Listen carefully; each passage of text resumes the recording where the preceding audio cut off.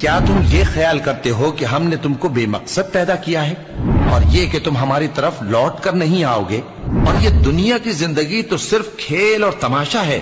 اور ہمیشہ کی زندگی کا مقام تو آخرت کا گھر ہے۔ کاش یہ لوگ سمجھتے۔ ان میں سے ہر ایک یہی خواہش کرتا ہے کہ کاش وہ 1000 برس جیتا رہے، مگر اتنی لمبی عمر اس کو مل بھی جائے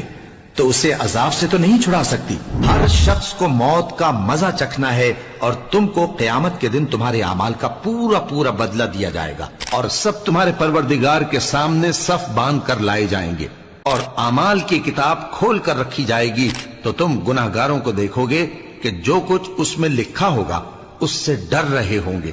اور کہیں گے ہائے شامت،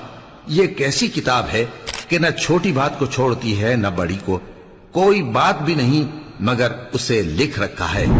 اور جو جو عمل کیے ہوں گے سب کو حاضر پائیں گے۔ لوگوں اپنے پروردگار سے ڈرو کہ قیامت کا زلزلہ ایک حادثہ عظیم ہے، اور مرنا تو مسلمان ہی مرنا۔